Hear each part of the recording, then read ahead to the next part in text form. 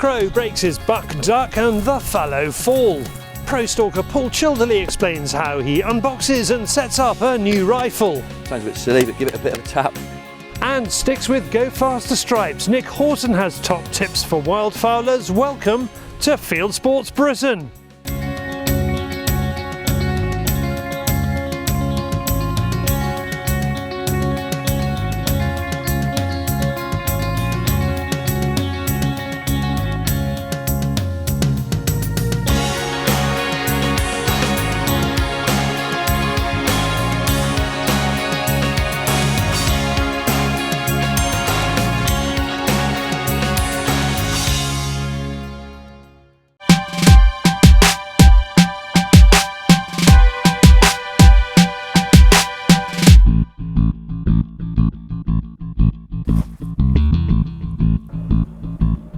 It is astonishing that we have never successfully filmed Andy shooting a deer. When it comes to deer stalking, the last person I really need to take along is you, David, because we never have any luck. We've certainly put in the hours. I lost count after 100. High seats, stalking, mornings, evenings, some we've shown. Others have not seen the light of YouTube. Cut. What makes it even more frustrating is his farm is a honeypot for large herbivores. Field of wheat here that we haven't cut, everything else is cut around. There's quite a lot of deer been coming to it, except for tonight, I expect. Tonight, however, Crow has actually said that he is convinced we will get a deer. 100%. I will say one thing, I'm feeling quite confident tonight. Come on, David. Fighting talk, but as with his pigeon shooting, he's been doing a lot of reconnaissance. So he's feeling punchy, in a good way. Make no mistake, this is shooting, not hunting this evening. This is about clearing the ground of fallow. Andy has his way, and he knows that his way works for him. These deer are a big problem to us here. I'm talking big problem. Just keep coming and coming and coming. Just vermin to me, really. But tonight we're here just to shoot as many deer as we can. I will be head shooting. I haven't got to worry about going over and picking them up or deer running on. It is frowned upon by some people, but either you can do it or you can't. I'm not a long range shooter and I don't boast to be, I've got nothing to prove. But anything out to 100 yards, 120, 130 yards back of the head, no trouble at all. Or side of the head between the eye and the ear. I never face shoot anything. If you can put 5 bullets in the side of your finger now, at 100 yards, well, you ought to be able to put that bullet in the back of the head. And when you've shot as many deer as what I have, you can read a deer when it's moving, what it's going to do and how it's going to react. So if I didn't feel confident, I won't shoot it. So simple as. Bolts open. Max in the head.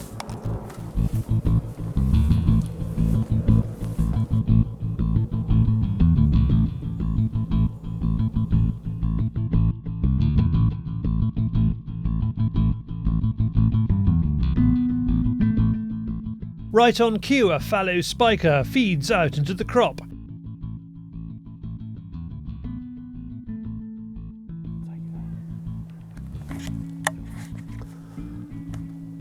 I can't shoot at the moment because his head's in line with his back. Look at that.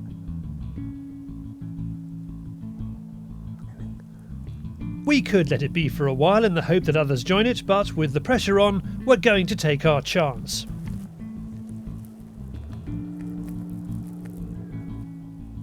You want it? Put it there, David. The buck drops where it stands, just as Andy says. I was confident tonight. I've been watching them. That one come out right on cue. I said to David it would be 7:45. I've been watching them for the last 4 nights, so I know what time they've been coming out. Then when I did want to shoot it, its head was in line with its back. So that shot was incredibly quiet. These silencers, they are the business. They really are. This rifle, I reckon, it makes less noise than my 1.7. I really have fallen in love with this thing. It's so accurate. I'm so confident with it. I've shot a lot of foxes. I've shot a hell of a lot of deer with it too. We ask Crow why he didn't shoot the animal when its head was in line with its back. The reason I didn't shoot it there is I just didn't want the shrapnel of the bullet going back and damaging the meat. And the angle, for me, I don't know about for the camera, but the angle for me, it would have gone back and it would have gone straight into its, any shrapnel had gone out would have gone straight into the fillet, the best bit of the animal. And what's the point of rushing it? He was pretty going to come out here, pretty chilled out there, so just wait for him to turn his head the other way and present a decent shot, so took it. Andy has regularly seen 3 spikers together, so stays alert. 20 minutes later, we have our second shooting opportunity. Andy makes no mistake.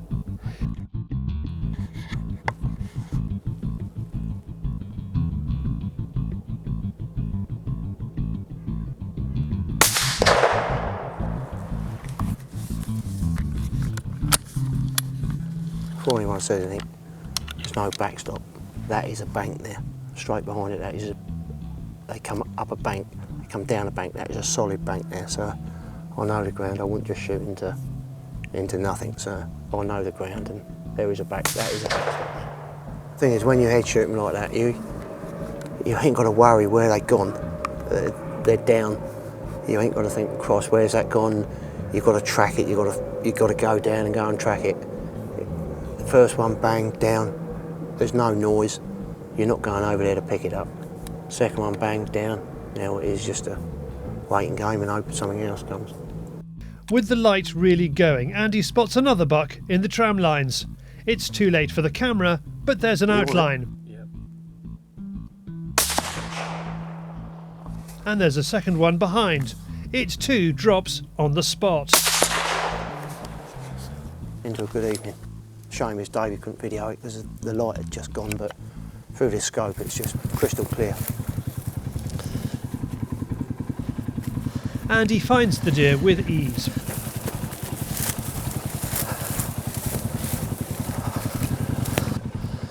Perfect result. After loading them onto the buggy, we're back to the yard to process the 4 fallow. He's certainly made up for our previous adventures, which makes this evening even sweeter. Andy can now look forward to a post-harvest wind down as he embarks on some industrial-scale venison burger production. For more about Andy's setup, visit gmk.co.uk.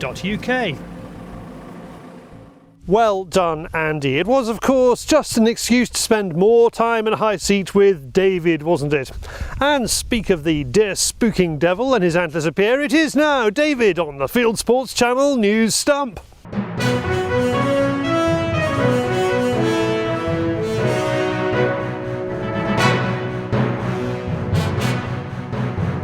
This is Fieldsports Channel News. The BBC appears to be backing shooting sports. Following Team GB's 2 bronze medals in shooting at the Rio Olympics, it has launched a webpage showing people how to get into shooting. It was a successful Olympics for British shooting, with Ed Ling winning bronze in Olympic trap and Steve Scott the same in double trap. American medal-winning shooter Kim Rode has spoken out against gun control fanatics. And my mom has a deer hunting rifle that I know of that are going to be deemed assault weapons, and at that point... In an interview with the Blaze website, she says that gun control is killing shooting sports in the USA. Kim became the first woman to win medals in 6 consecutive Olympic Games when she took bronze for skeet. The USA has another child it loves to hate.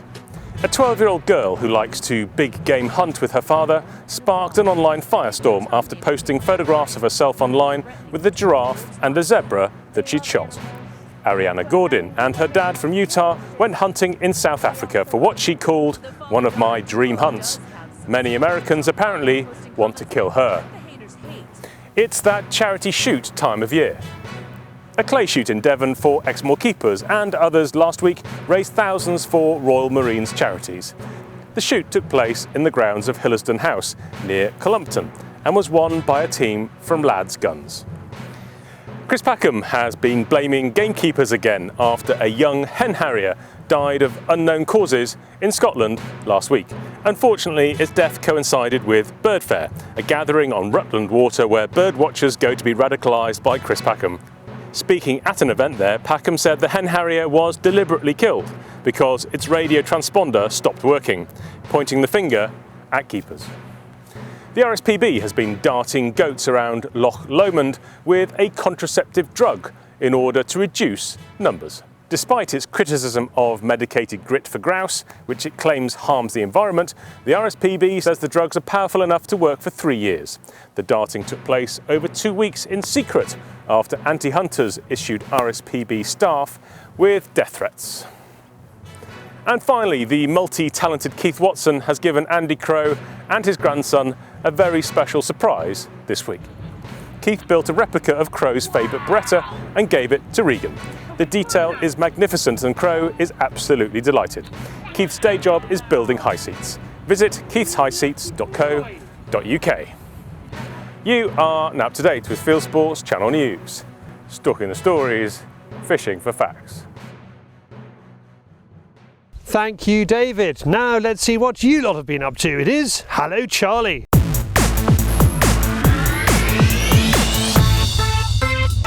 Hello Charlie, WMS this weekend, all the Blazer boys down here just trying everything out. Blazer sporting.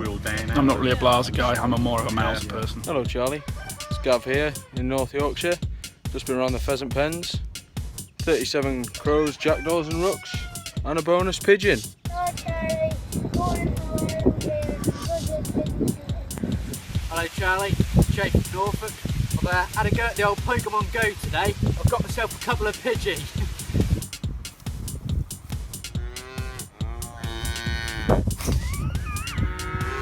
Hello Charlie, this is Henk Jan from the Netherlands. I shot my first roadbuck yesterday evening and I'm in the cooler now, so it took quite a few stalks, but the result is there, so I'm very happy, and here it is. Hello Charlie, it's Andy here from North Wales, just off doing a bit of early morning on the foxes on a freshly cut field here. It's nothing as yet though. Hello Charlie, it's Vinny from Essex here, shooting some pigeons over the peas today. We've got a few in the bag already and it's only been half hour. Keep hunting, keep shooting, it's better than any day at school.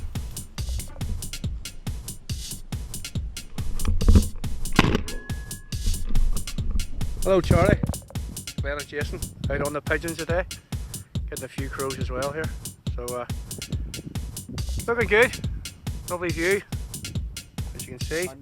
Hello Charlie, James is here up in Scotland. I shot my first grouse by a new 20-bore betting solid. 10-mile walk, but it's bloody worth it. Cheers! You! Hello Charlie, Chris Charles is in Wales shooting long range stuff. John is waiting for us, by the way. Yeah, and we have plenty of fun. I have to close occasionally gates, sometimes open. But Chris is right, just whine a lot, doesn't it? That's it. Please send me your Hello Charlies via Facebook, YouTube, Dropbox or email charlie@fieldsportschannel.tv. Thank you for those. Please keep them coming. Now, the wildfowling season is a few weeks away, and as part of our warm-up for wildfowlers, Nick Horten says how he gives his sticks the edge.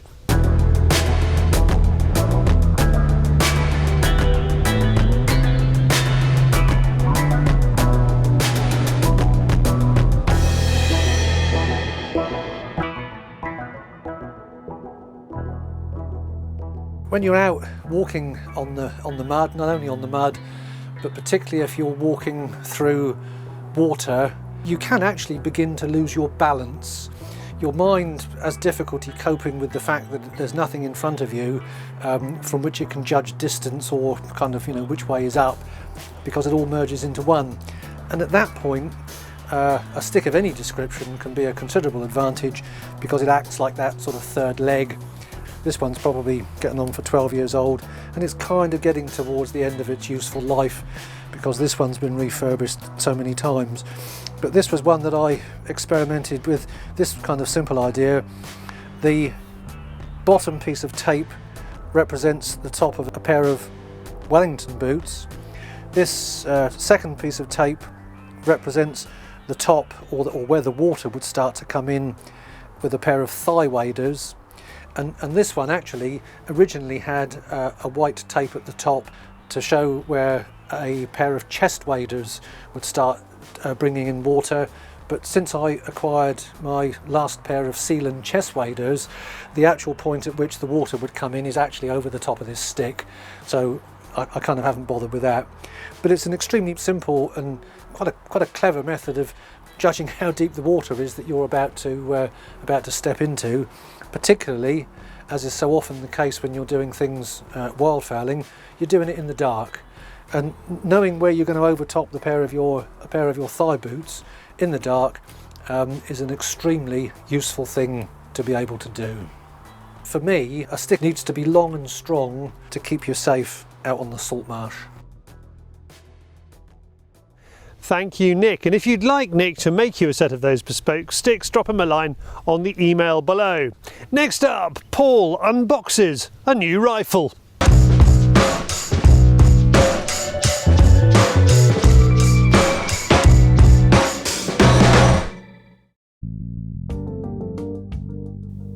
Okay, we've got here is the brand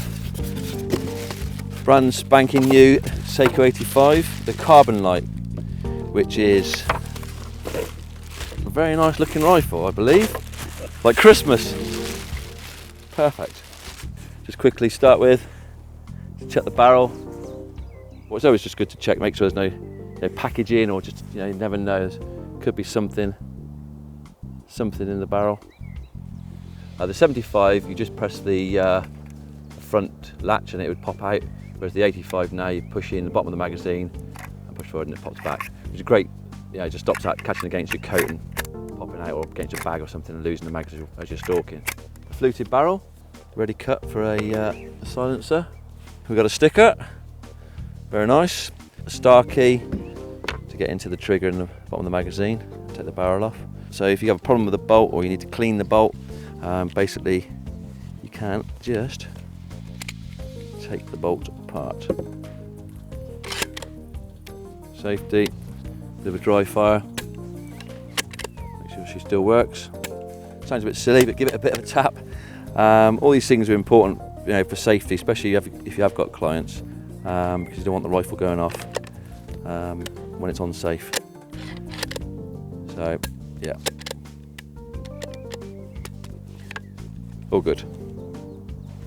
So this rifle is already factory tested, 5 rounds, so it's actually ready to go out the box. But I just still put a ball through it just to check that there's no fouling or anything in the barrel. It's a dry pull through, no oil, just to run it through.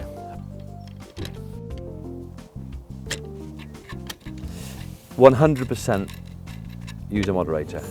It's important for so many things, I think. One is obviously your ears, good for your shooting skill because it stops the flinch. You see the bullet strike, you see the reaction of the animal, so you can see where you've hit it. So the moderator stops a lot of the barrel whip, which is important. So we're going to mount the 3x12/50 Conquest DL on this rifle. To be honest with you, nowadays I actually get the gun shop to do it for me. They got all the kit in the gun shop, they got the bench, they give you the right mounts for the scope you want to put on the rifle. It's just a fiddly job, to get it correct.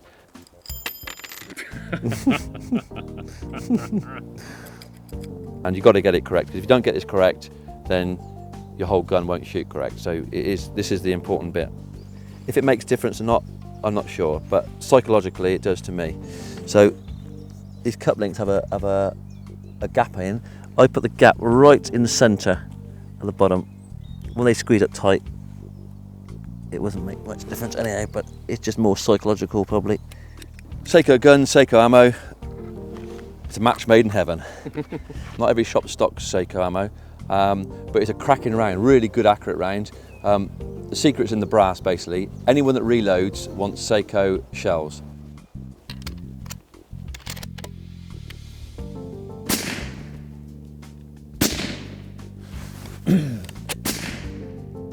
That's the first shot, clicked it across, second shot, third shot, then clicked it again across, and I pulled it, to be fair. So I know it's there somewhere, but I did actually pull that slightly.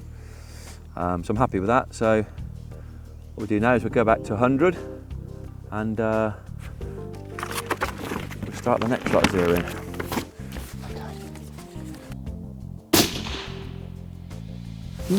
Lab. So we're going to shoot them in twos now. Try and get the group in. Not bad. So, go and have a quick walk at the range and have a look at your two shots. Give the rifle time to cool down a little bit. Most of the time you're shooting your rifle from cold.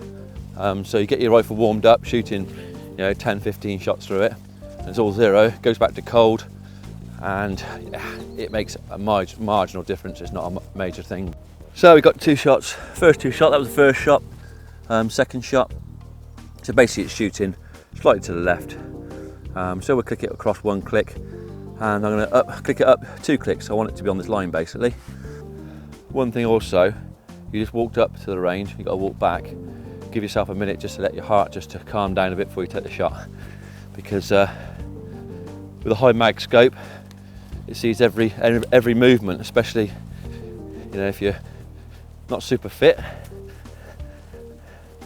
You see your heartbeats. Click this up, 1, 2. There's 2 up.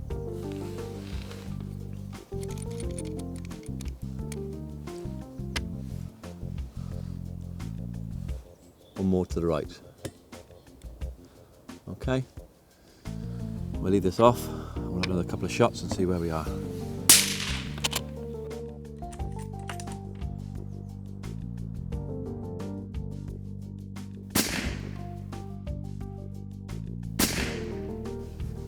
Yeah, to finish up, we've just done the steel target just to make sure it was bob on. And yeah, 3 shots. Last one actually almost went through the same hole. I mean, they melt them out quite big holes, but yeah, perfect. Setup, mod, bipod, sling, scope, bullets, zeroed in, ready for action. Thank you, Paul. Now from watching unboxing to watching the box, it is Hunting YouTube.